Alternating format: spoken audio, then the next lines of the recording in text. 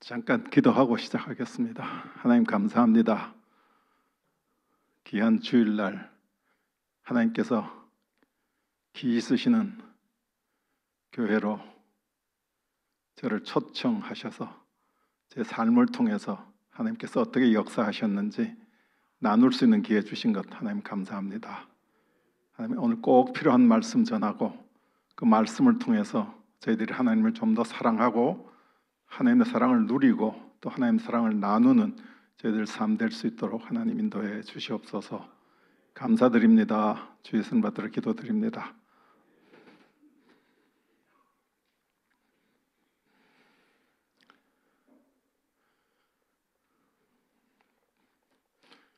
제가 오면서 무슨 말씀을 해야 되나 하고 생각하고 왔습니다.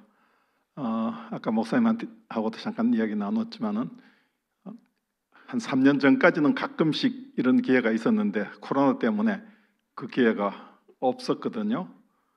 그래서 다시 이렇게 부탁을 받고 제 삶을 한번 다시 돌아봤습니다. 돌아보면서 지금 조금 제가 처져 있었던 것 같은데 이걸 좀 다시 한번 깨우쳐 주려고 이런 기회를 하나님 주셨구나. 저 나름대로 준비하는 기간이 은혜였습니다. 예, 저는 올해 70이 넘었습니다. 1949년 경북 안동에서 태어났거든요. 그러니까 이제 벌써 70세 이렇게 되네요. 근데 저희 집은 전통적인 유교 집안이었어요. 근데 지금 생각하면 참 감사하게도 저희 집 바로 앞에 교회가 있었습니다. 그래서 제가 6살 때부터 교회를 나갔어요. 우리 집에서는 제가 제일 처음 나갔어요.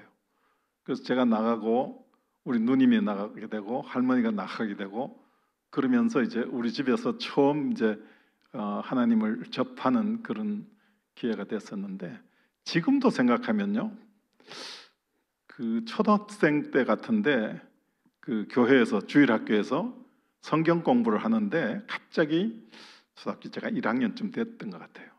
갑자기 무슨 생각이 드냐 하면 하나님이 남자인가 여자인가 그런 그게 갑자기 의문이 들더라고요. 제가 손을 들고 선생님 제가 하나님이 남자입니까 여자입니까? 그랬더니 선생님이 잠깐 당황하는 표정을 보이더니 모르겠대요.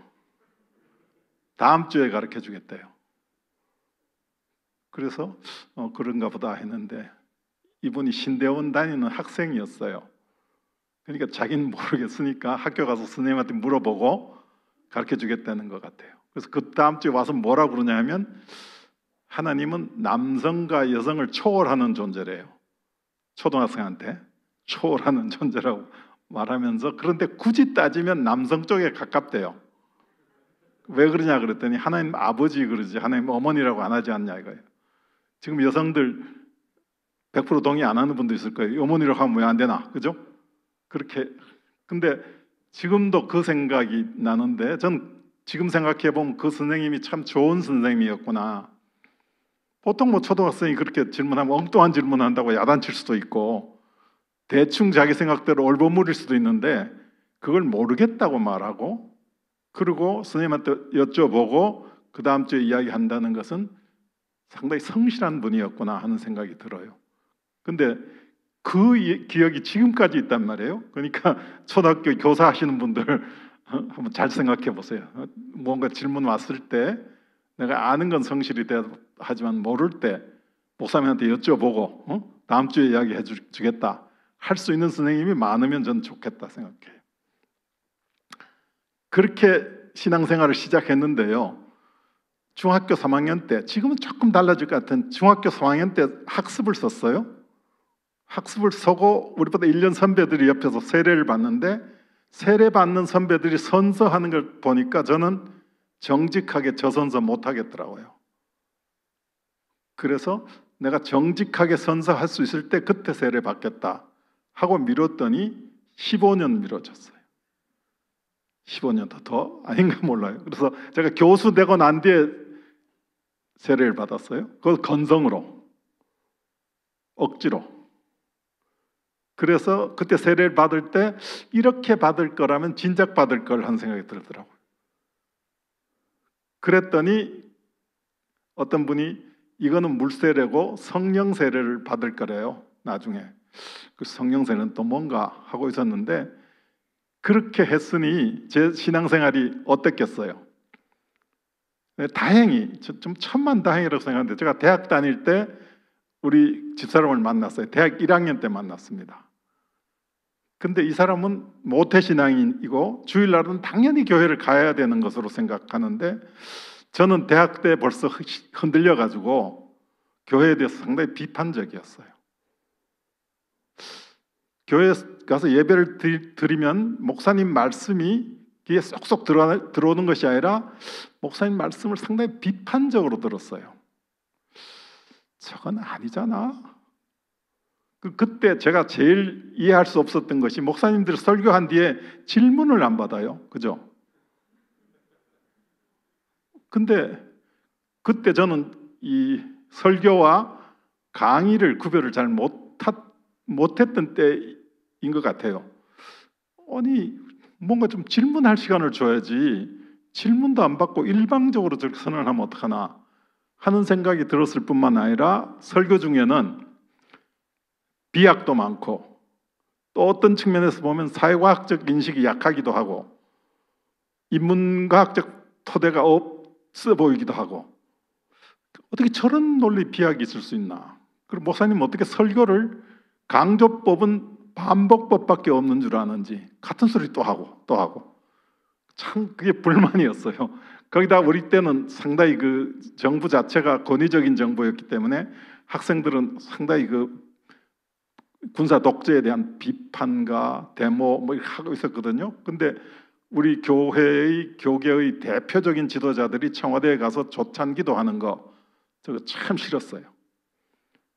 그래서 교회에 대해서 자꾸 비판적인 생각을 갖게 되는데, 우리 집사람은 그런 것과 아무 상관없이 교회를 당연히 가야 된다고 생각하기 때문에 제가 결혼하고는 가정 평화를 위해서 교회를 가주는 거였습니다. 근데 안 갈 핑계만 있으면 안 갔죠. 우리 집사람이 지금도 그런 이야기 하는데, 주일날 막 준비하고 가자고 하는데 제가 뭐 논문 쓴다고 앉아 있거나 하면 기다리다 못해서 그냥 먼저 간대요. 갔다 오면 없어졌대요. 왜냐하면 더 재밌는 게 있으면 빠져나갔으니까. 그렇게 신앙생활을 하다가 제가 1991년입니다. 1991년. 제가 참 일찍 교수가 됐어요. 29에 교수가 됐는데요. 29에 교수가 돼서 한 10년 교수를 한 뒤에 서울대학, 제가 서울대학 출신인데 모교에서 제 전공 분야의 교수를 뽑는다고 공고가 났어요. 전 거기 가서 연구하고 공부하는 것이 좋겠다 하는 생각이 있어서 거기 갔으면 좋겠다 하는 생각이 드는데, 생각해 보니까 잘 될 것 같지가 않아요. 아신 분은 아실 텐데, 대학에서 교수를 뽑을 때 교수 한 10년 한 사람을 뽑는 것보다는 갓 학위 받은 사람, 특히 외국에서 학위 받고 들어와서 아직 말랑말랑한 사람, 이런 사람을 뽑으려고 그러지, 저처럼 한 10년 이상 경력 있는 사람을 잘 뽑지 않거든요. 그리고 제가 뭐 그렇게 대단한 그 탁월한 능력이 있는 것도 아니고 잘 될 것 같지 않더라고요. 그래서 그때 이건 내 힘으로 안 될 것 같다, 이렇게 기도해 봐야 되겠구나 하는 생각이 들었어요. 그때까지 저는 자기가 하면 될 일 가지고 기도하는 거에 대해서 상당히 비판적이었어요. 기도를 하려면 조국과 민족을 위해서 기도하든지 세계 평화를 위해서 기도하든지 해야지, 뭐 지가 하면 될 거 가지고 기도하는 거, 시험 잘 보게 해주십시오 뭐 이런 거, 저는 그건 아니라고 생각했거든요. 그런데 가만히 생각해보니까 내 힘으로 잘 될 것 같지 않으니까 기도를 해야겠다 싶은데, 기도를 하는데 기도가 잘 안 돼요. 기도도 평소에 늘 했어야 되죠, 그죠? 잘 안 되는데 또 어떤 생각이 드냐면, 내 기도보다는 목사님 기도를 더 잘 들어줄 것 같다 하는 생각이 드는 거예요. 응? 여러분들도 그러지 않아요?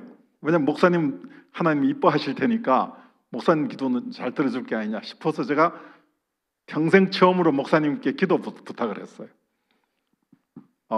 제가 이런 사정으로 기도하고 있는데 기도가 잘 안 되니까 목사님 좀 기도 좀 해주십시오 하고 이제 부탁을 하고 있는데 그때는 저는 교회를 제 신앙이 부족한 줄 모르고 목사님 설교 좋은 데를 찾아다녔어요.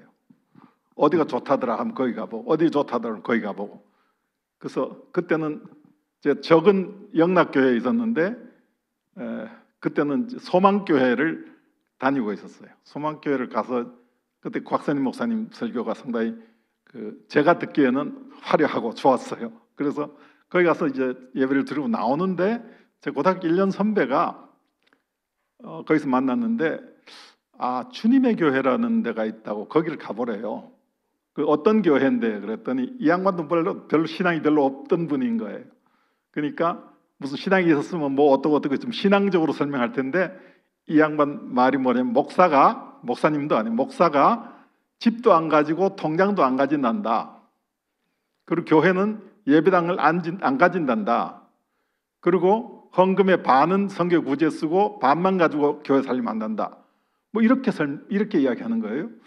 그러니까 좀 참신하게 느껴졌어요. 그래서 한번 가보자 하고 갔더니 그 당시에 강남 YMCA를 빌려서 예배를 드리고 있었는데 이 정도 될 거예요. 되는데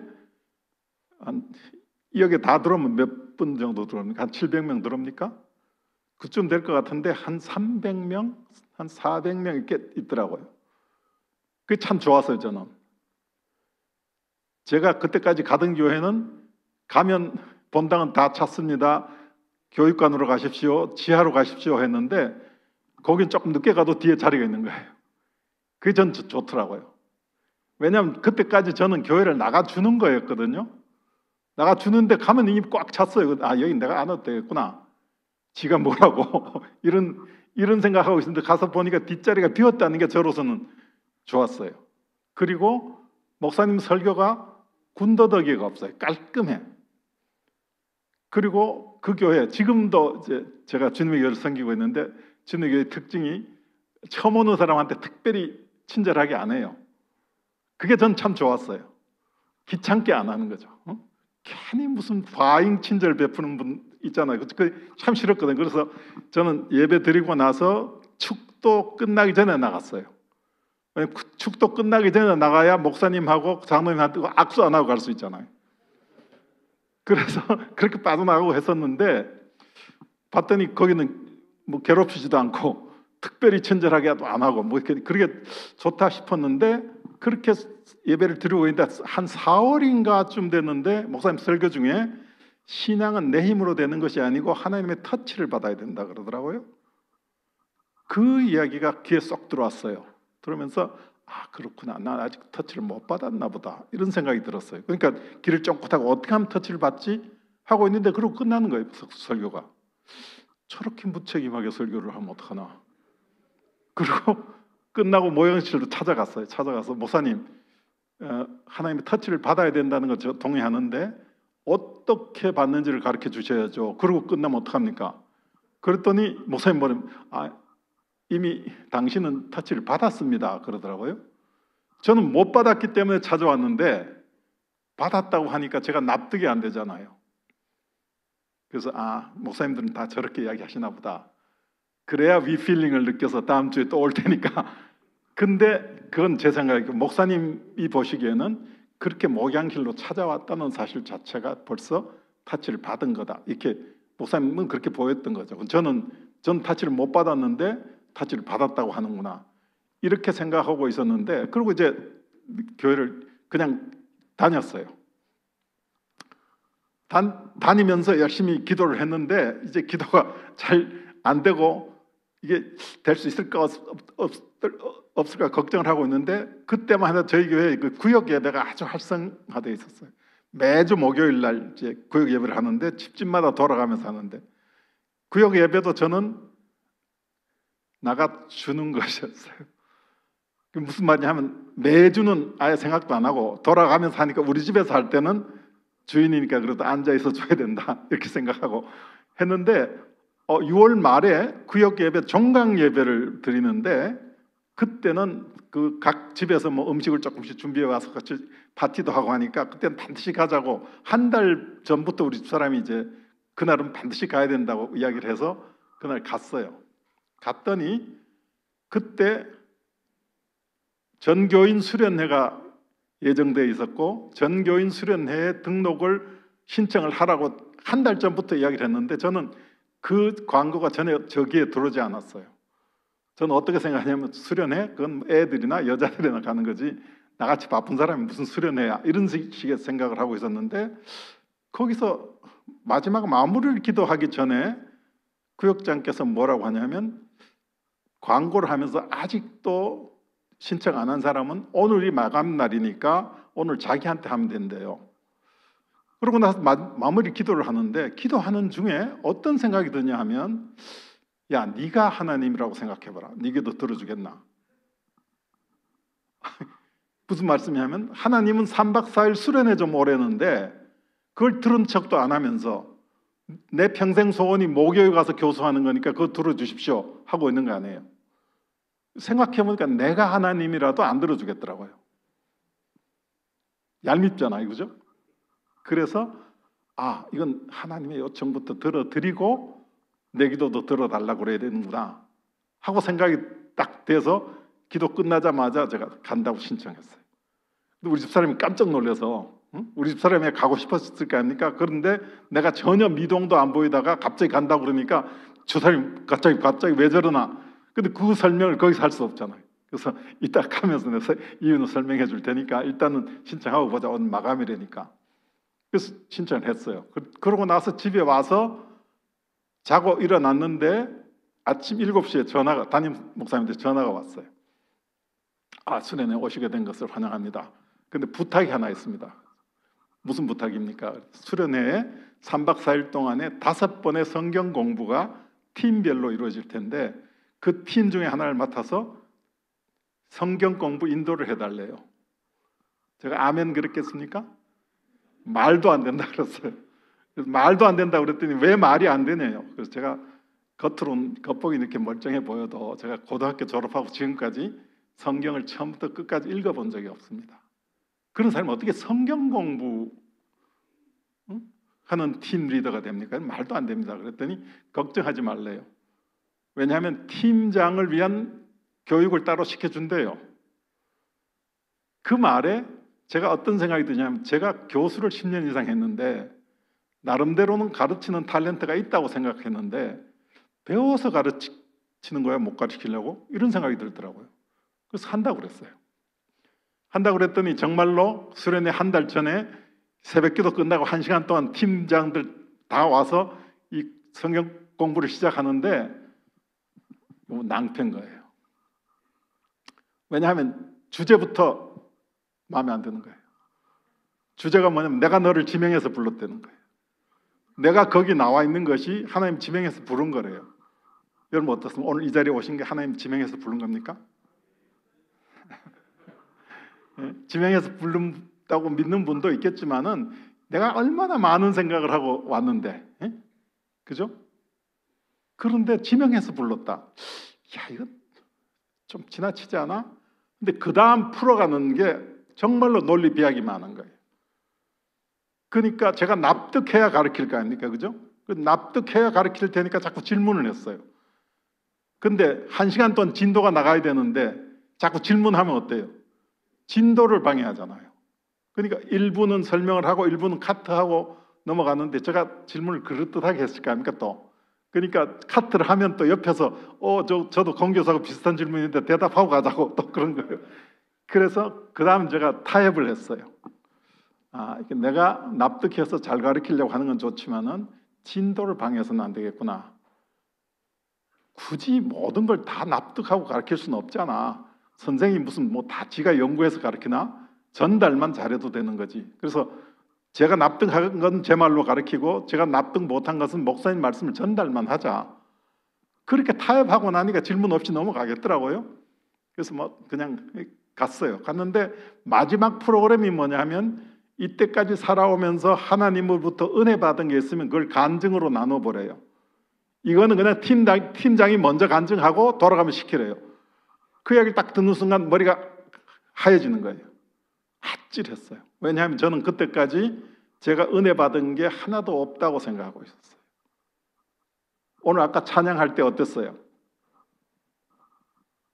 은혜 받은 게 많은 분들은 그 찬양이 그냥 아멘 아멘으로 느껴졌을 거예요. 그죠? 근데 저는 은혜 받은 게 하나도 없다고 생각했어요. 은혜가 뭐죠? 공짜로 받는 거잖아요. 그죠? 공짜로 받는 걸 은혜라고 그러지 내가 일하고 보수받는 걸 은혜라고 안 하잖아요. 근데 저는 그때까지 은혜 받은 건 하나도 없고 제가 열심히 노력했는데 그 보상도 다 못 받고 있었다고 생각했어요. 이해하겠습니까? 무슨 말씀인지? 저는요, 중학교를 안동서 나오고 고등학교 때 서울로 올라왔는데 안동서 서울로 유학 왔다고 하면 안동의 유지 집안인가 보다, 안동에서 그래도 살 만큼 사나 보다 이렇게 생각할 텐데 저는 그러지 않았어요. 제가 서울 올라온 것은 충동적이었어요. 이 충동적이라는 말을 혹시 제가 시간이 있으면 이따 이야기할 수 있겠는데 그냥 서울로 가야겠다. 왜냐하면 공부를 좀 잘하는 애들은 다 서울 아니면 대구로 가는데 저 혼자 안동에 있기 싫어서 올라왔는데요. 올라오겠다고 하니까 우리 부모님들이 막을 수 없어서 그냥 보낸 건데 하숙비를 주거나 이렇게 할 형편이 안 됐어요. 그래서 자취를 했어요. 처음에 자취를 하다가 연탄 깨서 중독이 돼서 죽을 고비도 넘기고 그러다가 이제 담임 목사님이 소개해가지고 제가 고등학교 1학년 때 중학교 1학년 내 집에 입주 가회를 했어요. 그리고 2학년 때는 2학년, 3학년 때는 이렇게 제가 고3 3년 내내 입주 가회를 하면서 다녔어요. 근데 그래도 2학년 때까지는 뭐 그냥 전교 1, 2등 하는 건 하더라고요. 근데 3학년이 되니까요, 이 서울 애들이 무섭더라고요. 2학년까지 놀더니 3학년 되니까 전부 열심히 공부하는데 갑자기 성적이 확 떨어지는 거예요. 근데 저는 이제 마음이 급하니까 집중적으로 공부를 했으면 좋겠는데 집에 가서 2-3시간을 애들 가르치고 나서 그리고 제가 공부를 해야 되는데 지 혼자 공부 잘하는 애 같으면 왜 나 같은 사람 두겠어요? 열심히 가르쳐 나서 옆에서 공부하라고 놔두면 뭐 장난치고 뭐 하고 하는 것 때문에 신경 쓰느라고 또 공부를 못해요. 그래서 저는 제 시간을 제가 다 쓸 수만 있었으면 좋겠다. 무슨 뭐 가정교사를 두고 배울 필요는 없지만은 제 시간만 제가 다 썼으면 좋겠다 싶은데 시간을 다 쓸 수가 없어요. 그래서 급한 마음에 12시간, 24시간 하는 그 독서실이 있었어요. 거기에 밤 10시까지만 애를 가르치고 10시에 거기 가서 밤새워 공부하고 온다고 갔어요. 며칠을 그랬더니 주인 아주머니가 부르더니 어떻게 그렇게 철이 없는 사람이 있냐고, 애를 혼자 놔두고 혼자 가서 밤새우고 오면 어떡하냐 이거예요. 어때요? 엄마로서 그럴 수 있죠. 근데 제가 자기 아들보다 3살 위에요. 고3이에요. 놀러 간 게 아니고 밤새 공부하겠다고 갔어요. 근데 그걸 야단칠 수 있겠어요? 저는 그런 게 좀 서운하더라고요. 그래서 당장 짐 싸들고 나왔어요. 짐 싸들고 나면 갈 데가 있겠어요? 그래도 그 몇 달 하면서 모아둔 돈 가지고 하숙을 정했는데 하숙 정해서 한 2달 있다 보니까 성적이 쫙 올라가요 다시. 근데 하숙비가 이제 달랑달랑해요. 이거 어떡하지? 하고 있는데 하루는 학교를 갔더니 그 엄마가 교문 앞에서 기다리고 있어요. 어쩐 일이세요? 그랬더니 걔가 집을 나가버렸대요. 왜요? 그랬더니 오승형이 없으면 자기는 공부 안 하겠다고 그러더래요. 그래서 제가 다시 갔어요. 어떤 조건으로? 가서 있어주기만 하기로. 딴 선생을 다시 두고 저는 같이 있어만 주는 걸로. 그런 식으로 이렇게 제가 고등학교 생활을 했기 때문에 저는 그때까지 은혜 받은 게 있을 수가 없다고 생각했어요. 그리고 주위에 보니까 저같이 열심히 안 하는데 아버지 잘 만나서, 저같이 열심히 안 하는데 뭐 이런저런 사정으로 저보다 잘 된 애들이 너무 많아요. 그러니까 저는 은혜 받은 게 없다고 하는 것이 그때까지만 해도요, 뭐 그냥 당연한 거로 생각했고, 그래서 제가 상당히 사회에 대해서 상당히 비판적이고 그랬어요. 근데 은혜 받은 게 전혀 없으니까 은혜를 간증할 수 없잖아요. 그럼 어떻게 해야 돼요? 죄송한데 전 은혜 받은 게 없거든요. 그러니까 혹시 은혜 받은 게 있으면 한번 이야기해 보실래요? 어디 썰렁하잖아요. 이래가지고는 안 되잖아요. 그래서 제가 그때부터 기도하기 시작해요. 하나님, 저한테도 은혜를 좀 주십시오. 그래야 제가 간증할 게 아닙니까? 하고 한 달을 두고 기도를 했는데 아무 응답도 못 받은 상태에서 수련회를 갔어요. 마음이 급하니까 하나님께 따졌어요. 하나님, 저야 뭐 은혜 안 주면 그만이죠. 그런데 남자들이 3박 4일 여름 수련회를 온다는 거 쉽지 않지 않습니까? 그죠? 어렵게 왔는데 딴 팀들은 다 팀장 잘 만나서 은혜 받았는데 우리 팀만 은혜 못 받으면 쟤야 좀 뭐 쪽팔리면 그만이지만은 하나님 당신한테 덕될 건 뭐 있습니까?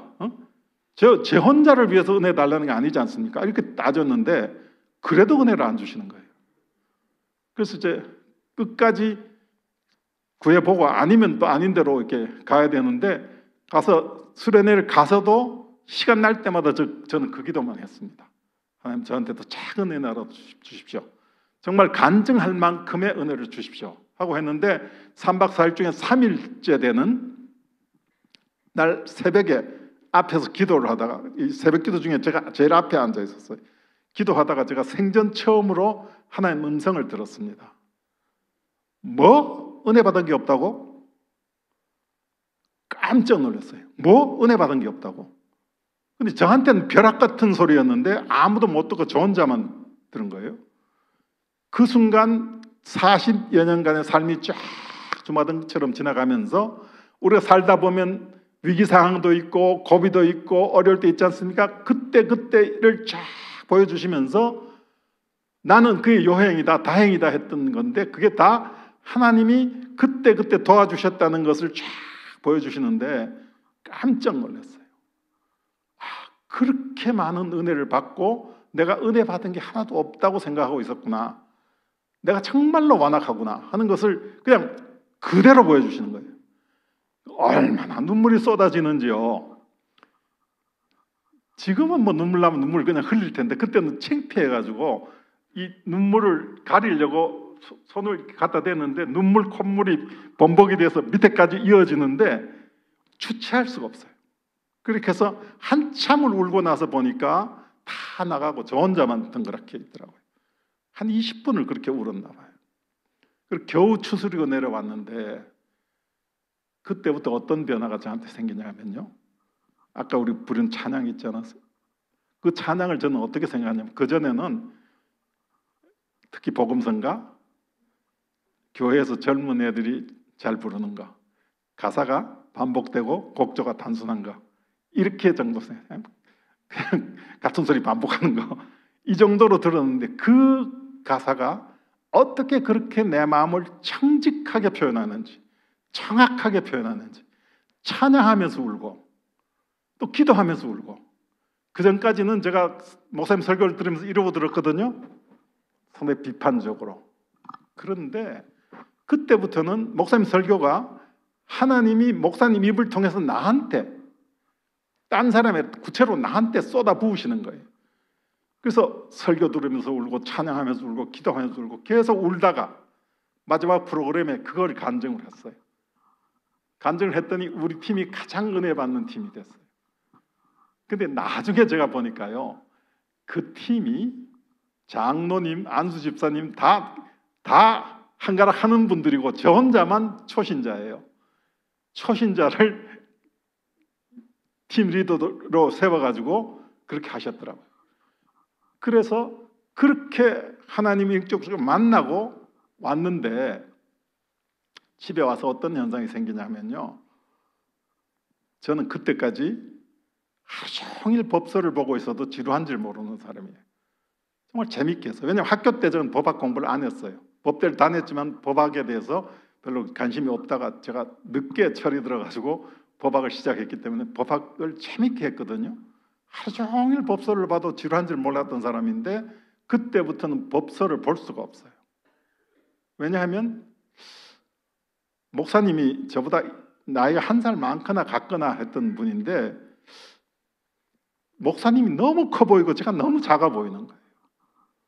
저 양반은 어떻게 저렇게 진리의 말씀을 속이 쌓아 있다가 꼭꼭 필요할 때마다 딱딱 뽑아서 이렇게 적용하시는데 나는 이때까지 열심히 공부한다고 했는데 이 법이라는 것 국회에서 법 한번 바꾸면 다 의미 없어질 것. 나는 열심히 했는데 나는 왜 이렇게 쭉재기만 갖고 있고 목사님이 저렇게 알고만 갖고 계시냐. 그 목사님이 그렇게 커 보이고 내가 그렇게 작아 보이고, 그리고 법서가 더 이상 눈에 들어오지 않는 거예요. 그때부터 이제 성경책을 보는데, 성경책을 본다고 해서 금방 이해가 안 되잖아요. 뭐 주석서도 보고 그러다가 그다음 이제 간증집 열심히 읽었어요. 그때 열심히 제가 읽던 간증집이 이제 김성일 장로의 뭐 이제 사랑은 죽음보다 강하고 뭐 이런 것들 있지 않습니까? 열심히 읽고, 읽으면서 줄줄줄 눈물 흘리고 있고. 근데 그때 전 집에서 연구하고 있었는데 2시간, 3시간마다 한 번씩 우리 집사람이 커피도 타오고 뭐 과일도 깎아오고 하는데, 와서 보면 울고 있고 와서 보면 성경 보고 있고 하니까 어떻겠어요? 우리 집사님 불안해지기 시작했어요. 엄마들 어때요? 애들 공부하는데 2시간에 한 번씩 과일 깎고 갖고 가니까 게임하고 있고, 또 뭐 커피 타고 가니까 또 무슨 딴 거 하고 있고, 그러면 어때요? 야단 치면 금방 또 기분 나빠서 공부 안 할까 봐 야단은 못 치고 나오면서 싸늘하게 이렇게 노려보는 눈길, 그게 뒤에 그 눈길이 느껴지는 거예요. 그럼 어쩔 수 없어요. 그렇게 계속 하고 있다가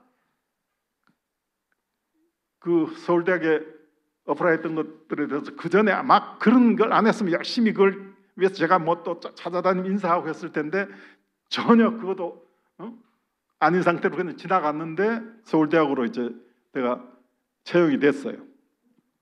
서울대 갔으면 이제 열심히 연구해서 가르쳐야 될 거 아닙니까? 서울대 가서도 법서가 보이질 않는 거예요. 그러니까 그때부터는 고민이 시작되죠. 내가 법학 교수를 계속 해야 되는가? 지금이라도 신대원을 가나? 그걸 놓고서 고민을 하다가 목사님들한테 이게 상담을 했더니 지금도 늦지 않았대요. 그러면서 뭐 누구도 뭐 어느 대학에 누구도 40 넘어서 신대원 왔고 뭐 이야기하는데, 제가 또 아는 분들이, 그분들이. 그래서 신대원을 가야 되나? 근데 부르시려면 좀 진작 부르시지, 이제 부르시면 어떡하나? 이런 생각도 들고, 또 만약에 제가 신대원 입학하면 신문에 한 줄 정도 날 거예요, 그죠? 서울대학의 모 교수 뭐 신대원 입학 이렇게 날 텐데, 이 한 줄 쓰려고 그동안 그렇게 고생시키셨나? 그건 아니지 않나 하는 생각도 들고. 그래서 기도하다가 제가 로마서 말씀 중에 하나님이 우리를 연약할 때부터 사랑했다는 말씀, 그 말씀에 제가 은혜를 받았어요. 하나님이 우리를 연약할 때부터 사랑하셨다면 내가 하나님을 인격적으로 만나기 전부터 사랑하셨다는 이야기 아니냐. 태초부터 이제 사랑하셨다고 말씀하시는데, 적어도 내 삶으로 놓고 보면 내가 이 세상에 날 때부터 이미 하나님이 관심 가지고 인도하셨다. 그렇다면 대학을 갈 때 여러 전공 중에 법학을 선택한 것, 그리고 법학을 하고 나서도 판사나 검사나 뭐 변호사를 할 수도 있을 텐데 그게 아니라 교수를 하게 한 것, 그리고 또 많은 전공 중에 경제법이라는 걸 하게 한 것, 이게 다 내가 선택한 것 같으나 하나님의 인도하심이 아니냐. 그렇다면 그 속에 하나님의 뜻이 있을 게 아닌가 하는 생각을 하게 됐어요. 그래서 이때까지는 제 기준으로 보던 제 전공을 이제 하나님 눈으로 제 전공을 다시 볼 수 있지 않을까 하면서 다시 이제 정말 신앙과 전공, 신앙과 직업을 재정립하는 시간을 가졌어요. 한 2년 걸렸어요. 근데 그 기간 동안에는 지금 보면요, 제가 논문을 열심히 썼는데 한 2년이 비어요. 그 기간 동안은 이렇게 논문을 쓸 수가 없었어요. 그러고 나서 이제 보면서 제 삶의 태도가 하나씩 바뀌기 시작해요. 근데 참 재밌는 게요, 하나님 인격적으로 만났으면 모든 게 잘 돼야 될 거 아닙니까? 근데 그때부터 훈련이 시작되는데, 열심히 공부 잘하고 있던 우리 큰 녀석이 고등학교 1학년이었었는데요. 그때부터 사춘기가 시작되더니 그야말로 걱정스러운 모든 일을 다 하는 거예요. 그리고 어느 날 갑자기 저한테 와서 뭐라고 선언을 하냐면, 자기는 이제 공부를 포기했다는 거예요. 안 한다는 거예요. 공부를 하려고 하는데 안 되면 도와줄 수 있어요. 공부를 안 하겠다고 딱 선언하고 나면 방법이 없어요. 왜 안 하느냐 그랬더니, 공부로 말하면 우리 아빠처럼 공부 많이 한 사람이 없는데 자기가 보니까 우리 아빠보다 공부를 훨씬 적게 한 자기 친구 아빠가 훨씬 더 잘 살더래요. 그분 뭐 하시는데 그랬더니 뭐 주유소도 하고 뭐도 한대요. 그러니까 지 눈에는 그 친구 아빠가 훨씬 더 잘 사는 것으로 보였어요. 그러니까 뭐 열심히 공부해봐야 아빠처럼 살 거라면 차라리 자기는 공부 안 하고 일찍이 돈 벌기로 나서겠대요. 그러고 나서 집을 나가가지고 몇 달 아예 소식도 없고, 그러고 나서 돈 벌었다고 뭐 가죽 지갑도 사오고 뭐 이랬어요. 그래서 야, 그거 사와서 무슨 이야기 의미겠냐 했더니 지는 이제는 혼자 나가서 사는 방법 이제 자신 있대요. 즐거웠겠어요? 그래서 걔를 위해서 열심히 기도하다가 주위 사람들한테 증보기도 부탁을 했어요. 했더니 이분들이 기도를 한참 하고 난 뒤에 와서 뭐라고 하냐면 애는 아무 문제가 없대요. 부모가 문제래요. 우리는 부모는 아무 문제가 없고 애만 돌아오면 되는데 이분들은 누굴 약 올리는 것도 아니고 애는 아무 문제가 없는데 부모가 문제래요. 부모가 모든 걸 내려놔야 된대요. 그때까지만 해도 그게 무슨 말씀인지 잘 몰랐는데 저는 어떤 생각하고 있었냐면요. 제가 어려운 환경에서 공부를 해서 교수가 됐기 때문에 저는 우리 아들이 열심히 공부해서 교수가 되겠다고 하면 모든 것 다 서포트해 주려고 생각했어요. 내가 못한 것 다 채워주고 싶었어요. 그런데 하나님 걔를 교수 만들고 싶지 않으셨던 거예요. 그것도 모르고 제가 계속 제 기준으로 이렇게 이야기를 했었는데 그 한참을 그러더니 이 친구가 군대 가서 군대도 최전방에 가서 이제 사병으로 갔는데 그걸 안 가고 싶은 거예요. 아빠 어떻게 군대 안 가게 해줄 수 없느냐요. 백을 써서라도. 제가 웃으면서 그랬어요. 내가 백을 써서라도 보내겠다. 왜 거기를 안 보내냐.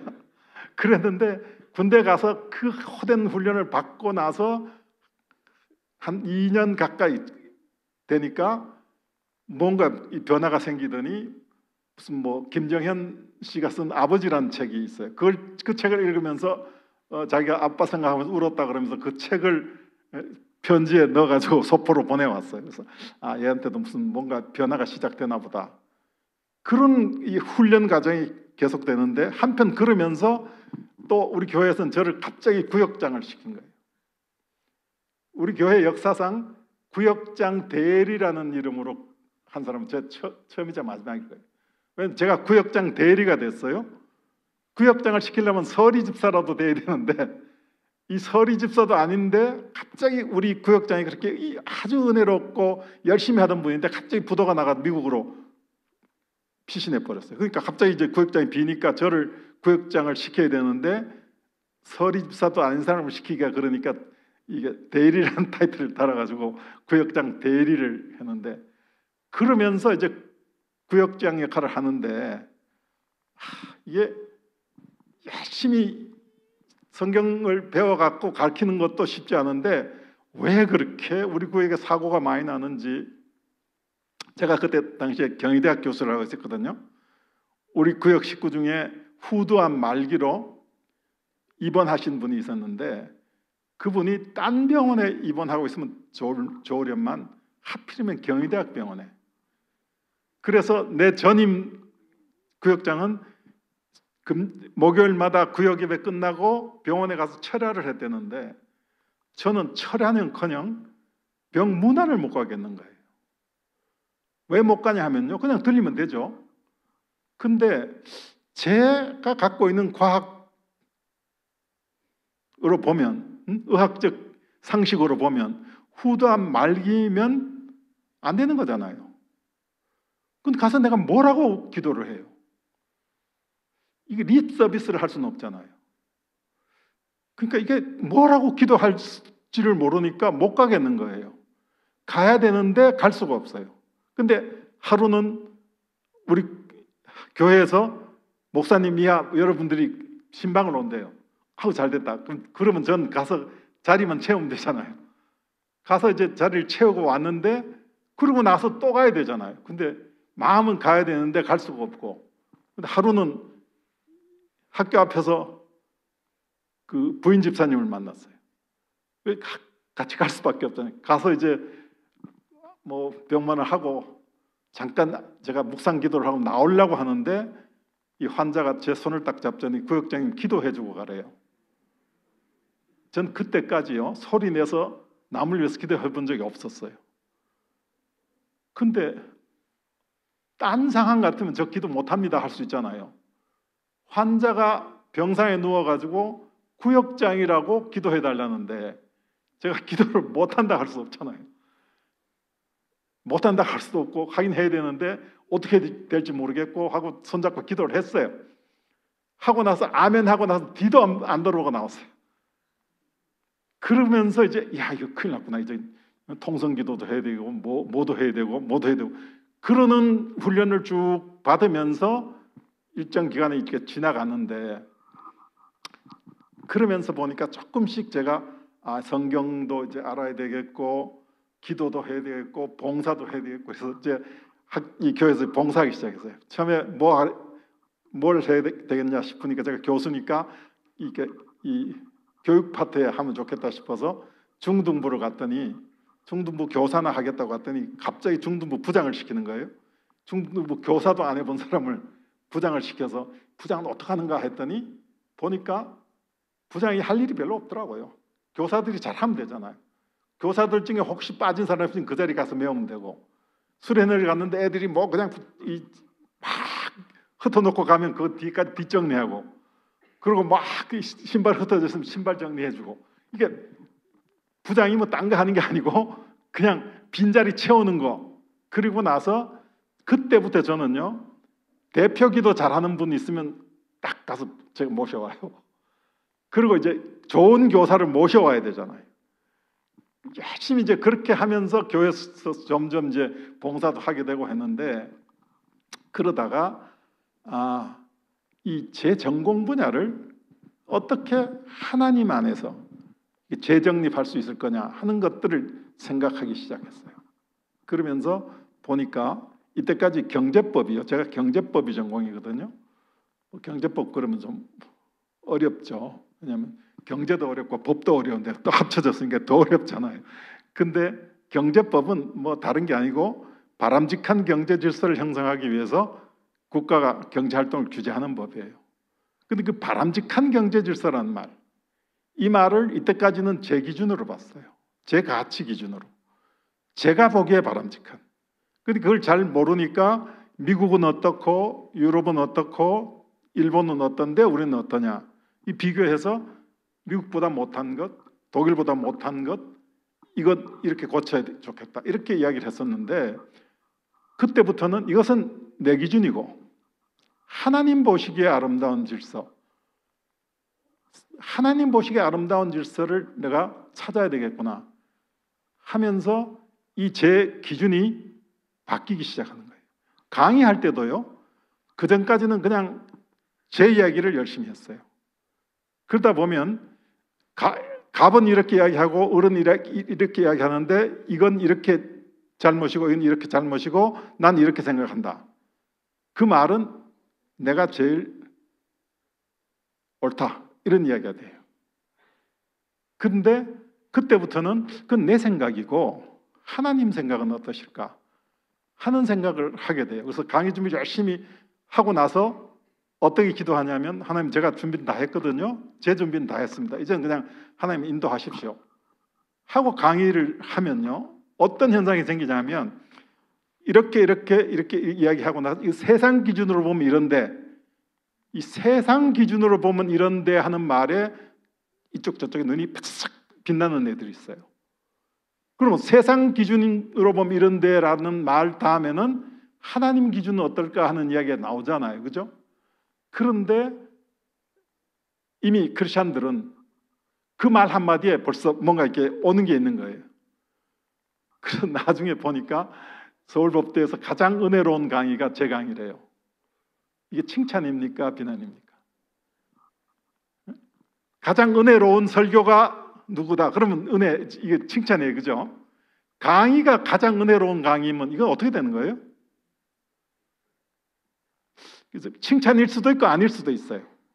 그런데 그러면서 어떤 관심이 가게 되냐면 학생들을 이때까지는요 제가 참 엄한 교수였어요. 참 엄한. 제가 경희대학에 있을 때 제 과목을 6번 들은 사람이 있어요. 그 무슨 말인지 아십니까? 5번 F 맞았다는 이야기입니다.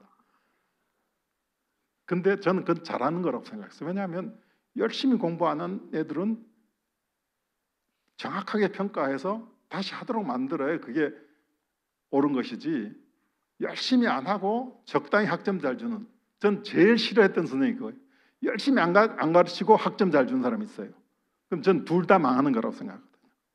열심히 가르치고 엄하게 채점하는 게 옳다고 생각했는데 하나님 만나고 나니까 그것만이 능사는 아니에요. 열심히 가르치는 좋으나 공부를 못하는 애들 아니면 부족한 애들을 어떻게 도울 것이냐를 생각해야 되는데 그 생각을 저는 못했더라고요. 근데 묘하게 교수들은 다 공부 잘하는 애들 좋아해요. 근데 사실은 공부 잘하는 애들은 교수가 필요 없어요. 혼자 둬도 돼요. 교수가 필요한 것은 못하는 애들로 하여금 어떻게 하면 막 잘할 수 있는지를 가르쳐 주라는 건데 그때까지는 그걸 못했더라고요. 그래서 조금씩 생각이 달라져요. 그리고 학생들이 제 연구실 찾아오지 않습니까? 찾아오면 그전에는 방어적이었어요. 왜냐하면 학생들을 하루에 3사람만 면담하고 나면 하루가 다 가요. 그 교수라는 게 시간 싸움인데 학생들하고 오래 시간 보내면 자기 시간 확보를 못 하잖아요. 그러니까 상당히 방어적으로 빨리 끝내서 보내려고 생각했어요. 근데 하나님 인격적으로 만나고 나니까 어떤 변화가 생기냐면요, 아, 쟤를 하나님이 보냈을지 모르겠다 하는 생각이 드는 거예요. 근데 학생들이 갖고 오는 문제들이요, 대체로 교수가 5분 10분이면 해결해요. 왜냐하면 다 경험한 거니까. 그런데 교수가 해결할 수 없는 것들은 사람이 할 수 없는 것들이 대부분이에요. 그래서 저는 제가 해결할 수 있는 건 쉽게 해결해 주고 아닌 것들은 내가 너를 위해서 기도하고 싶은데 괜찮냐? 하면요, 제가 이때까지 교수가 기도해 주겠다는데 싫다는 애를 본 적이 없어요. 네? 그래서 내가 너를 위해서 기도해 주겠다는데, 근데 기도하면요 펑펑 울어요. 크리스찬이든 아니든. 뭐라고 그러냐, 선생님 어떻게 내 사정을 그렇게 정확히 아시냐 이거야. 그러면서 펑펑 울고 제 방에 있던 크리넥스 다 쓰고 나가서 다음에 올 때 크리넥스 사와라 하네. 그렇게 하는데 애들이 선생님 방에 와서 제가 이렇게 울고 나갈 거라고는 상상을 못했대요. 그런 변화가 생기기 시작하는데, 그러면서 제가 바이블 스터디를 시작했어요. 학생들하고 조금 더 말씀을 놓고 삶을 나누었으면 좋겠다는 생각을 해서 바이블 스터디를 매주 수요일 날 아침 8시부터 9시 반까지 해서, 이게 바이블 스터디 한다 그러면 조금 뭔가 유인을 줘야겠다 싶어서 독일어 바이블 스터디를 시작했어요. 독일어로 하루 한 챕터만 읽어요. 읽고 나서 번역하고 그 말씀을 통해서 은혜 받은 걸 나누고, 그러고 나서 또 이제 뭐 이렇게 상담할 것 있으면 하고 그렇게 하는데, 그게 계속 되다 보니까 독일어를 못하는 애들이 많아지면서, 뭐 복도에서 만나면 선생님 그 바이블 스터디 가고 싶은데 저 독일어를 못해서요, 뭐 이런 애들이. 그래서 제가 그 핑계를 없애려고 그다음부터는 영어로 바꿨어요. 그 영어 성경. 근데 그 시간이 참 저는 제가 학교에 있으면서 저를 지켜준 시간이구나 하는 생각을 할 정도로 좋았어요. 근데 이게 참 쉽지 않습니다. 바이블 스터디 했다니까 쉬울 것 같은데 사실은 제 연구실에서 성경을 들고 그 방까지 가는 거 이거 쉽지 않았어요 처음에. 그래서 처음에는요 가방에 넣어갖고 가기도 하고, 이 성경에다가 이쪽 저쪽에다 책 한 권씩 끼워가지고 이렇게 갖고 가기도 하고. 왜냐하면 학교는 학교의 영이 있어요. 어떤 생각이 드냐면 지가 정말로 지 전공 분야를 철저히 다 해서 잘하고 있는가? 잘하면서 저거 하는가? 제가 교수야 목사야 선교사야, 이런 빈정거림도 있고 말이죠. 처음에는 그게 쉽지 않았는데 그걸 하면서 어떤 걸 느꼈냐면요, 참 재미있는 게 우리 한국 학생들은 말할 것도 없고 외국인들이, 특히 중국인들이요, 그 바이블 스터디에 왔다가 하나님 만나고 변화된 애들이 생기는 거예요. 한 번은요 제 추천을 받고 유학을 왔는데 한 학기가 지나도록 제 강의실에 나타나지 않은 애가 있었어요. 그래서 이상하다. 걔는 왜 경제법 하겠다고 와놓고서 왜 내 강의를 안 듣지 하고 있는데, 이게 여러분들 유학 갔다 오신 분들은 생각하겠지만은 외국에 가서 공부하는데 그럼 어떤 생각이지만 학점 좀 잘 주는 선생, 조금 쉽게 끝날 수 있는 이런 데를 찾는데, 보니 가만히 들어보니까 경제법 어렵다 그러죠, 공교수 까다롭다 그러죠. 하니까 좀 쉬운 데 가서 해보려고 이러다가, 그래도 제 추천을 받고 왔기 때문에 좀 마음에 걸린 게 있을 거 아닙니까? 그러다가 어느 모임에 갔다가 제 방 조교를 만났어요. 그래서 그 이야기 털어놨대요. 했더니 이 친구가 무슨 생각인지, 권 교수님 매주 수요일 아침에 바이블 스터디 하는데 거기만 오면 만사 오케이라고 하더래요. 이 만사 오케이라는 말을 듣고 왔어요. 왔는데 와서 이제 우리는 교회를 다니든 안 다니든 성경을 보거나 기도하는 것 다 쉽게 접하잖아요. 얘들은요 평생 처음 성경을 봤어요. 그리고 기도하는 건 텔레비 같은 데서 기도하는 모습 봤어도 실제로 기도하는 모습 처음 봤대요. 처음 와서 전 뭐 딴 것도 안 해요. 그냥 딱 만나면 기도하고 성경 한 챕터 읽고 번역하고 나누고 하는 건데, 그런데 이 기도하는 모습을 보고 그러면서 참 신기하다 하는 생각도 들고 하는데, 그러고 나서 집에 가서 가만히 생각하니까 자기는 공산당원인데 공산당원이 바이블 스터디를 해도 되는가 하는 생각이 드는 거예요. 그런데 또 한편 생각하니까 이걸 숨기고 계속 나가면 우리 교수님을 속이는 게 아닌가 하는 생각이 드는 거예요. 그런 생각이 왔다 갔다 하니까 일주일 동안 잠을 못 잤대요. 그리고 왔어요. 저한테 와서 그 고백을 하는 거예요. 얼굴이 하얘가지고 왔어.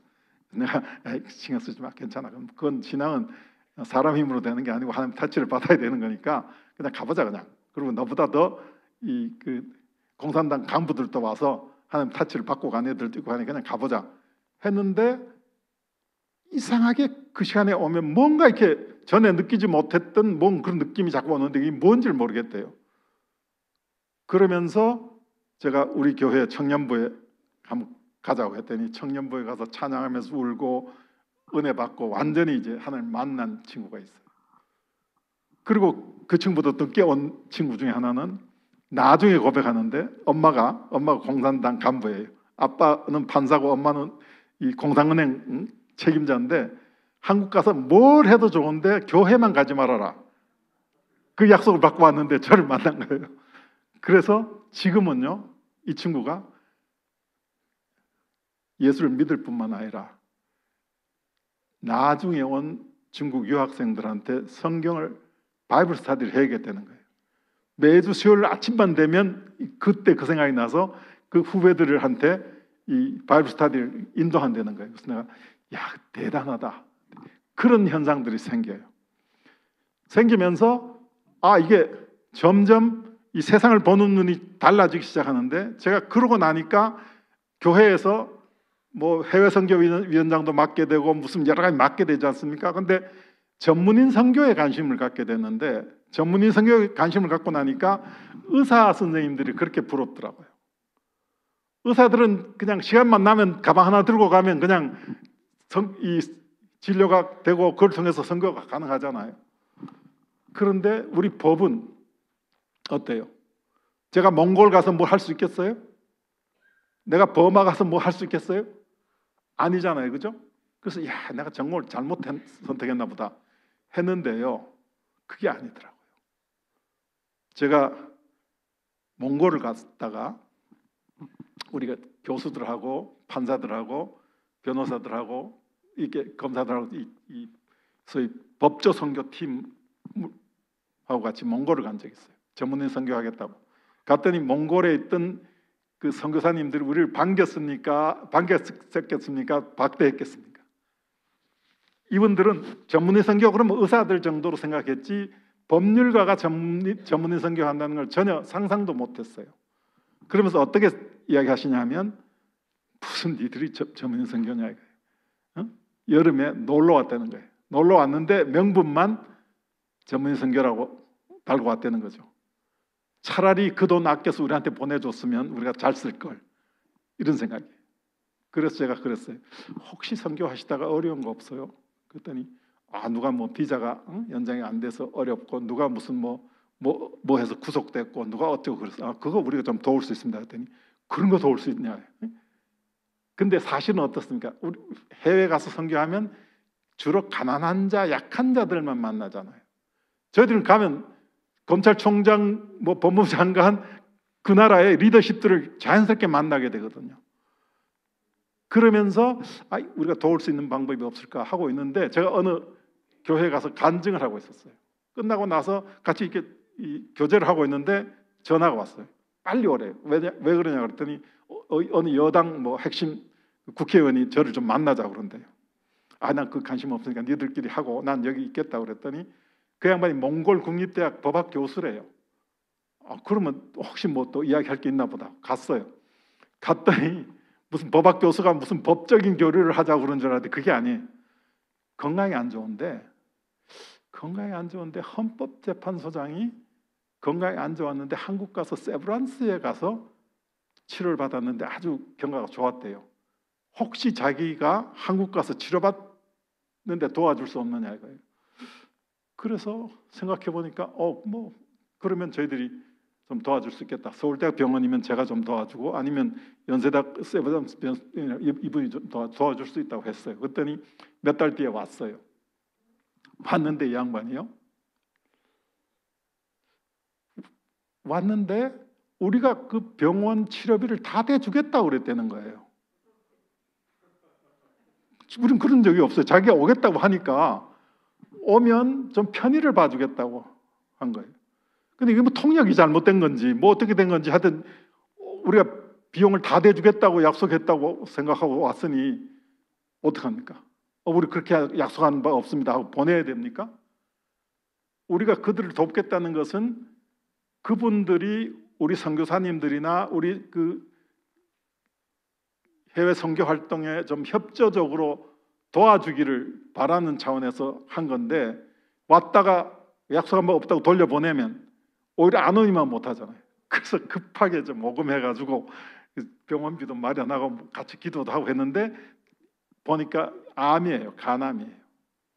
이게 한 번에 안 되잖아요. 몇 번 왔다 갔다 했어요. 근데 감사하게도 효과가 좋았어요. 그 다음에 저희들을 갔더니 저희들을 몽골 그 왕 궁전으로 불러가지고 정신 대접을 하면서 여러분들이 아니었으면 지금 내가 이 자리에 있을 수 없었을 거다고 이야기를 하면서 뭐라 그러냐면, 이 여당 국회의원 중에 유력한 국회의원이 갑자기 암이란다 한 소문이 났는데 몇 달 지나도록 어떻게 되는지 궁금했을 거 아닙니까? 근데 나중에 들리는 이야기가 한국 갔다 왔더니 어떻더라 하니까 많은 사람들이 한국이 어떻더냐 하고 물어요. 그건 결국 의료 시설이 어떻더냐 이걸 묻는 건데, 이 사람은 시설은 말할 것도 없고 사람들이 좋더라. 사람들이 좋더라는 거예요. 그러고 나서 그 다음 우리가 가서 행사를 하는데요, 이 양반이 와서 축사를 하고, 그리고 행사 진행하는 동안 2층에 우리 불러요. 갔더니 이 양반 아들이 유명한 화가예요. 화가인데 그날 왔다가 하나님이 영접하겠다는 거예요. 성령님이 역사를 하신 거죠. 우리가 어떻게 한 것도 아니에요. 그래서 영접 기도를 하고 했는데, 그러면서 우리가 우리가 해외 선교를 할 수 있는 길이 있구나. 특히 체제 전환국들은요. 체제 전환국은 사회주의 경제 체제에 있다가 그 한계에 봉착해서 시장 경제를 도입하는 거잖아요. 이 체제 전환은 체제를 지탱하고 있던 법 제도를 다 바꾸는 거거든요. 그러니까 우리가 그 나라의 법제를 정비하는데 우리의 경험을 가지고 도와주면 이 엄청난 도움이 될 수 있어요.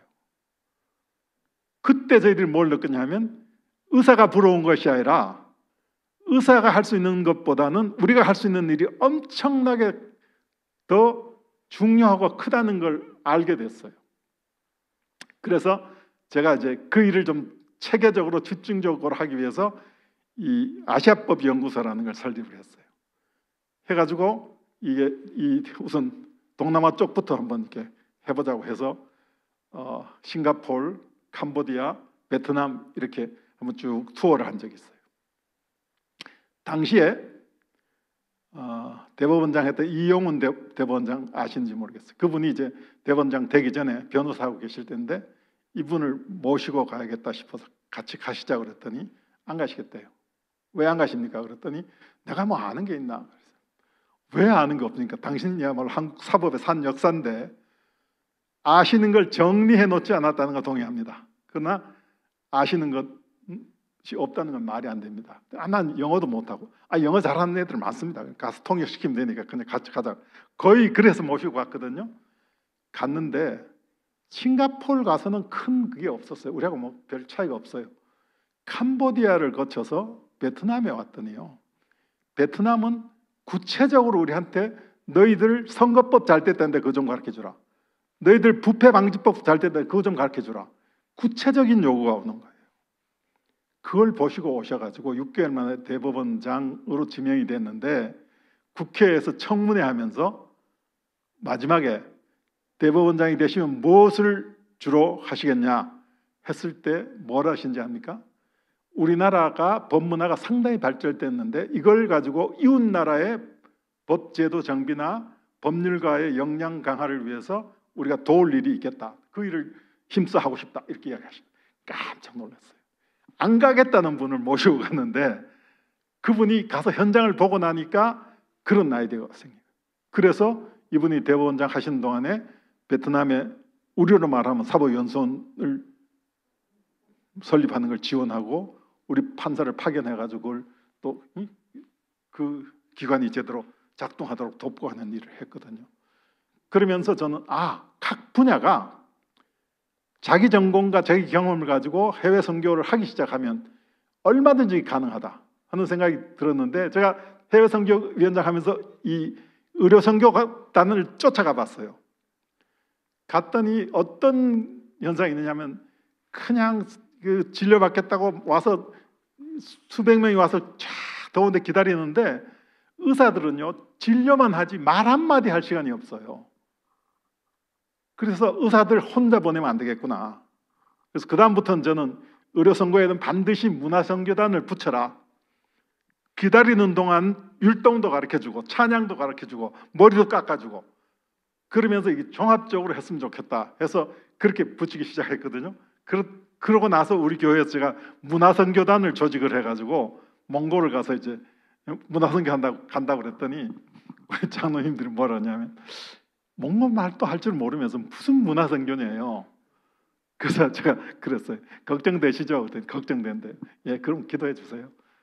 그리고 저희들이 어떻게 프로그램을 짰냐 하면 말을 못하니까 어차피 그냥 찬양은 찬양 가사를 좀 이렇게 몽골 말로 이렇게 번역해서 하면 되잖아요.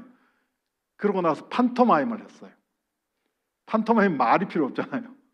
판토마임을 하고 제가 특강하거나 간증할 때만 통역을 썼어요. 근데요, 그거 하고 나니까 청년들이 나와가지고 허깅을 하면서 오늘 자기를 위해서 나를 보내준 것 같아요.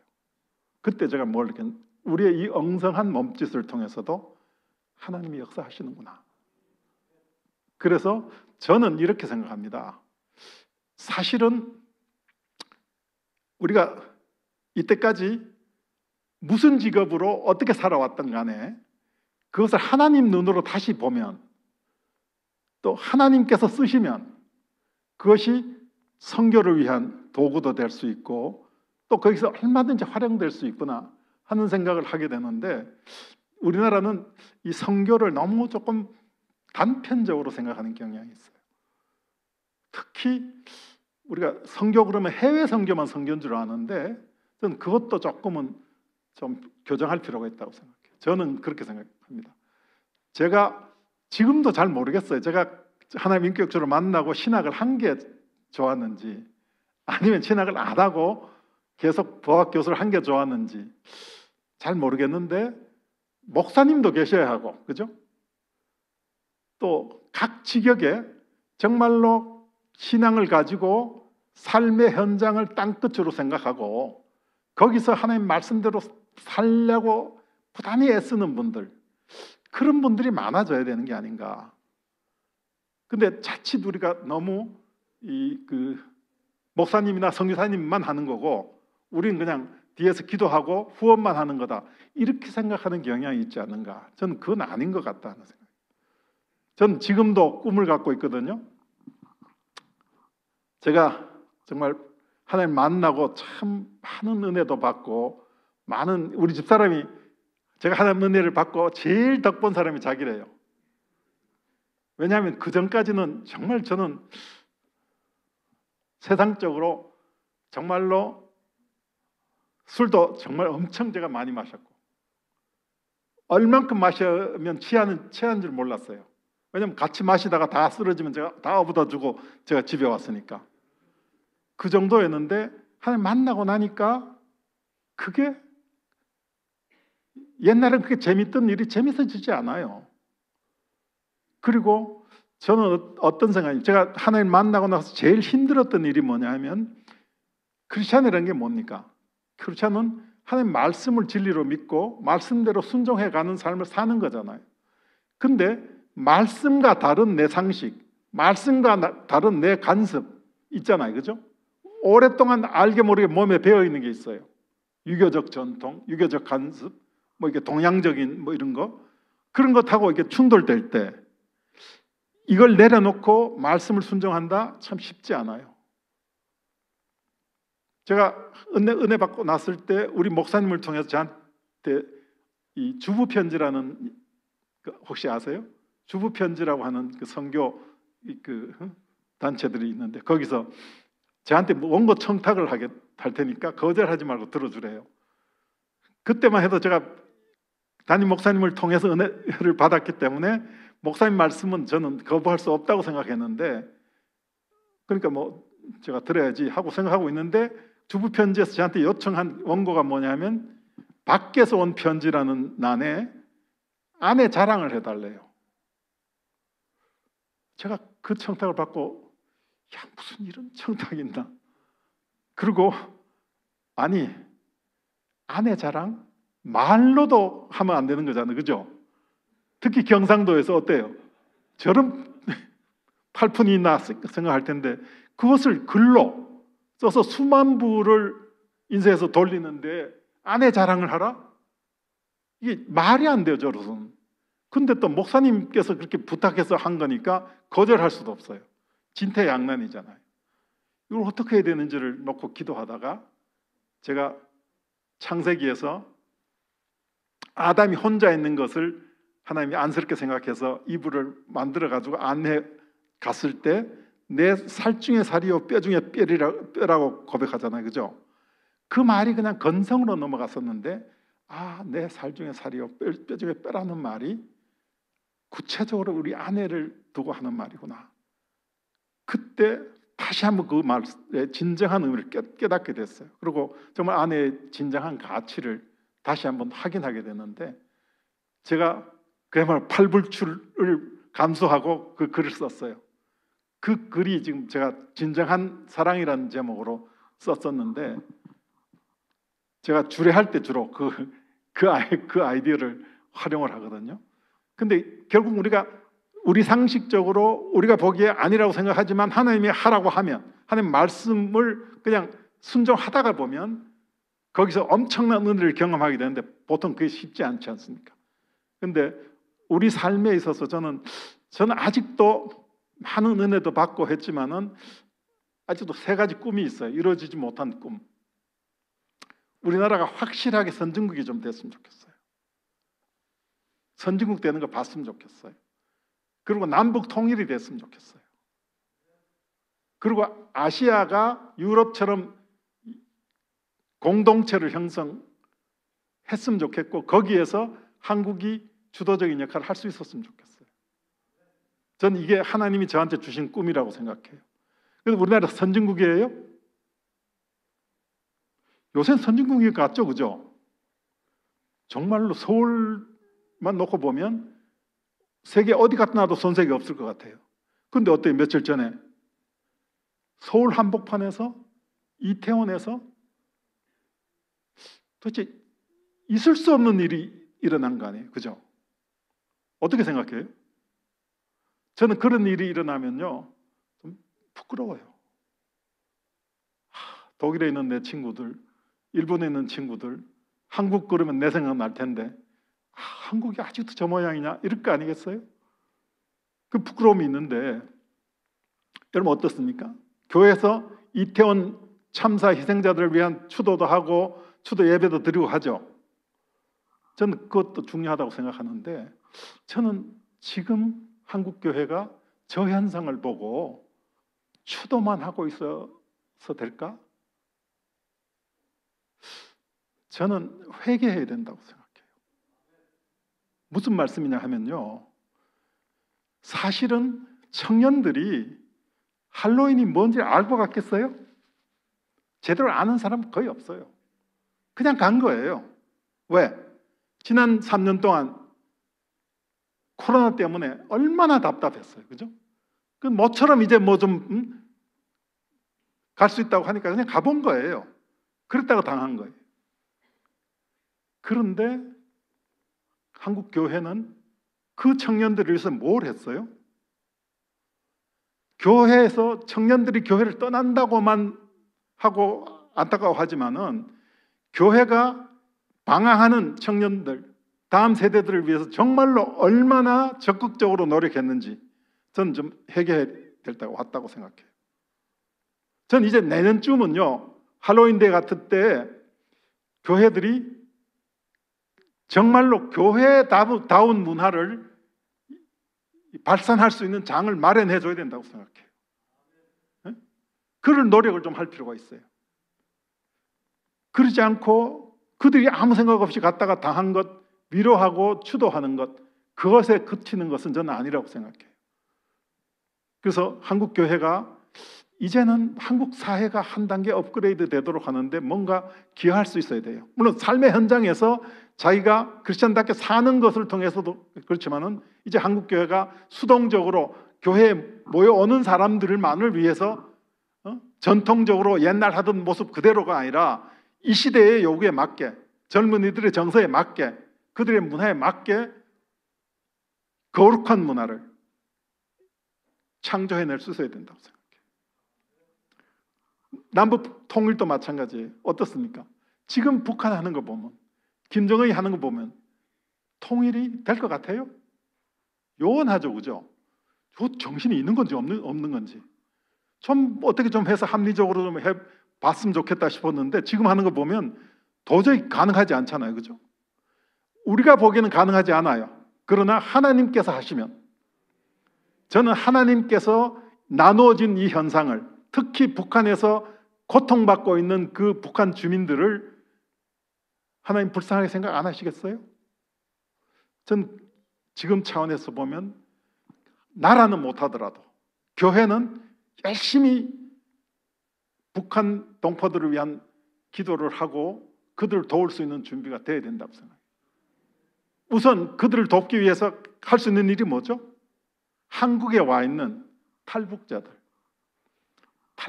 제일 힘든 게 외로움이래요. 하나원을 나와서 뭐 하나 얻어갖고 가면 아무것도 없이 썰렁한데 지 혼자 있을 때 그 외로움을 한국 교회가 안아줘야 되잖아요. 난 교회 아니면 힘든다고 생각해요. 그리고 아시아 마찬가지. 저는 이 요새 K-팝이니 K-컬처니 하면서 막 우리나라가 옛날보다 달리 상당히 인기가 있잖아요, 그죠? 이 부분에 대해서 여러분 어떻게 느끼는지 모르겠네요. 제가 84년에요 독일 가서 유학을 하고 독일을 해마다 가는데요, 한 번에는 독일 갔다가 어떤 독일 교수의 부인이 저를 보고 아주 반기면서 어디서 왔느냐요, 한국에서 왔다 그랬더니 코리아 하면서 딱 돌리더니 다시 저 보지를 않아요. 이럴 수가 있나 싶어요. 물어보지나 말든지, 물어봤으면 좀 대충 이렇게 할 수 있을 텐데 이 양반은 내가 일본서 온 줄 알았어요. 그래서 일본서 왔다 그러면 이번 주말에 자기 집에 초대하고 싶다 이렇게 말을 하고 싶었는데 한국서 왔다 그러니까 딱 외면하고 나서 다시 보지를 않아요. 그래서 내 친구 교수가 있다가 내가 너무 민망하고 무안해하니까 신경 쓰지 마라. 저 사람 원래 저런 사람이다 그러는데 어떻게 저럴 수가 있나 싶은데 모르겠어요. 그 양반이 한국에 대해서 어떤 선입견이 있어서 그런지 모르겠는데 지금은 아니에요. 어디 가도 한국 그러면 인정을 해요. 그죠? 근데 그것이 사실은요, 특히 우리 이웃 나라들, 특히 개발도상국가들, 아세안 국가들, 한국이 짧은 기간에 경제 성장을 했고 짧은 기간에 민주주의가 어느 정도, 우리는 정치를 보면 답답하지만, 그죠? 그렇지만 그것이 그들로서는 상당히 부러워요. 그래서 한국으로부터 뭔가를 좀 배우고 싶은 생각인데 우리는 아직 그 생각이 약해요. 저는 이 부분에 있어서 한국 교회가 국내에서 한국 사회가 좀 더 한 단계 업그레이드 되도록, 남북 관계가 조금 더 발전할 수 있도록, 그리고 이웃 나라에게 우리가 경험하고 우리가 배운 것을 나누어 줄 수 있도록 그렇게 할 수 있는 때가 된 게 아닌가.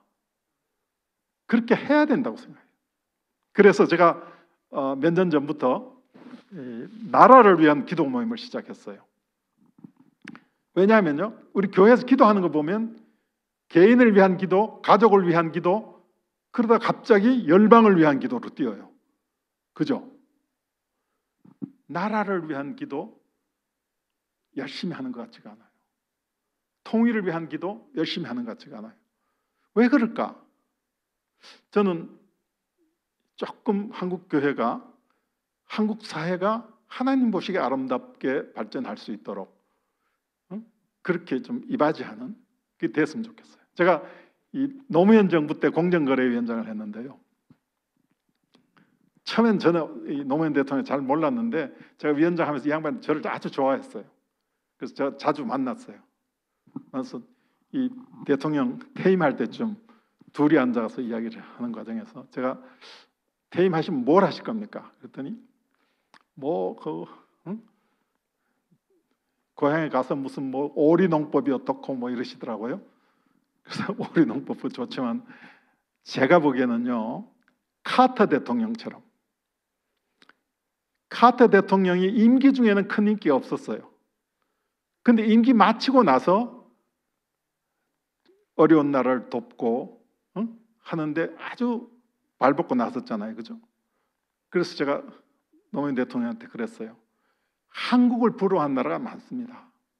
한국의 경제 개발, 한국의 민주화, 이 경험을 좀 이웃 나라한테 나누는데 대통령으로서의 경험을 가지고 그 일에 좀 헌신하시면 상당히 좋을 것 같습니다. 그걸 권했거든요. 안 들어요. 이 양반은 여전히 이제 정치에 관심이 있는 거예요. 그런데 어떤 사람이 오더니 뭐라고 하냐면 통일된 뒤에 통일 대통령 해야 된대요. 그러니까 거기서 솔깃한 거예요. 근데 저는 노무현 대통령이 저렇게 돌아가신 뒤에 제가 참 많이 후회가 됐어요. 제가 조금 더 진지하게 권했을 걸. 그랬으면 저렇게 가시지 않고 한국 전직 대통령으로서 이웃 나라에 나가서 그러면 그 나라가 경제 개발하고 민주화하는 과정에 기여할 수 있는 그 길이 열렸더라면 참 좋았을 거라는 생각을 하고 좀 아쉽게 생각한 점이 있는데요. 우리가 조금 더, 저는 여전히 한국의 미래는 교회에서 뭔가 가능성을 찾아야 된다고 생각합니다. 우리가 많은 어떤 어려움도 있고 도전도 있죠. 그런데 교회가 우리가 무슨 힘이 있겠습니까? 근데 그게 하나님의 뜻이라면요, 우리가 나서면 부족한 우리를 통해서도 하나님이 역사하시고 부족한 우리를 통해서도 하나님께서 당신의 뜻을 실현해 나가실 게 아니냐. 거기에 우리가 동참할 수 있다면 어때요? 그러면 그 이상 기쁨이 없죠. 얼마 전에 이영규 선교사가 와서 이야기하는데 그러시더라고요. 이영규 선교사의 이야기 중에 제가 참 저 이야기 참 좋다 싶었던 것이, 몽골에서 열심히 잘하고 있는데 다 접고 인도네시아에 가라고 그러더래요. 갔더니 아무런 준비도 없더라는 거예요. 학교를 하러 갔는데 학교는 그냥 아무것도 할 수 없는 형편이더래요. 심지어 비자까지 만료가 돼가지고 쫓겨났대요. 가족이 다. 집에 와서 이게 뭐 대책이 없잖아요. 그런 상태에서 막 초조하기도 하고 짜증도 나고 이렇게 하고 있는데 그 아버님이 자꾸 물어보더래요. 그러니까 뭐 대답할 수 없으니까 제발 물어보지 마라 말이지. 나 지금 힘들다고. 내가 말하기 전까지 물어보지 말라고. 그랬더니 아버님이 너 다 내려놨다며. 그래서 그러니까 이 양반이 제가 다 내려놓은 게 아니라 다 내려놓자고 그런 거죠. 그리고 그 제목은 제가 쓴 거 아닙니다. 출판사에서 쓴 거지 제가 쓴 거 아닙니다. 이렇게 이렇게 항변했대요. 그런데 기도하다 가니까 하나님 뭘 하시냐면 너 어차피 하는 거 그렇게 짜증내지 말고 좀 즐겁게 할 수 없냐? 그러시더래요. 그러면서 네 없다고 내가 뭐 못할 것 같으냐? 그렇지 않습니까? 남북 통일 우리가 생각 안 한다고 하나님 원하시면 못 하시겠어요? 문제는 그 일에 우리가 동참할 수 있느냐, 그 일에 동참하면서 그 기쁨을 누릴 수 있느냐 하는 거예요. 네가 없어도 내가 얼마든지 할 수 있는데 네가 거기에 동참하면서 그 기쁨을 누릴 수 있어야 될 텐데 뭐 그렇게 네가 짜증내고 있느냐. 깜짝 놀랐대요. 우리 그렇지 않습니까? 그죠? 그러니까 만약에 이게 하나님께서 우리나라를 어떻게 인도하시기를 원하시는지, 하나님 뜻이 어디 있는지 우리 기도하면서 거기에 동참해 나갈 수 있는 우리가 됐으면 좋겠어요. 그를 통해서 하나님께 영광 돌리고 그를 통해서 우리가 받은 은혜를 이웃과 나눌 수 있다면 그러면 더 이상 바랄 게 없지 않습니까? 예. 혹시 질문이 있으면 질문 받겠습니다. 없습니까? 없으면 제가 기도하고 마무리하겠습니다. 하나님 감사합니다. 귀한 교회에 초대해 주셔서 제 삶을 통해서 하나님이 깨우쳐 주신 경험과 은혜와 그 역사의 현장을 제가 간증으로 전달했습니다. 하나님, 오늘 이 자리에 참석하신 모든 분들 축복하셔서 하나님 나라를 확장하는데 각각 받은 탤런트를 가지고 구체적인 삶의 현장에서 하나님 사랑을 드러내고 하나님의 진리를 몸소 행함으로써 하나님 나라 확장에 크게 쓰임받는 우리 한 사람 한 사람, 그리고 우리 금호 제1교회 성도님들 다 될 수 있도록 하나님 인도해 주시고 축복해 주시옵소서. 감사드립니다. 주의 신 받들어 기도드립니다. 아멘.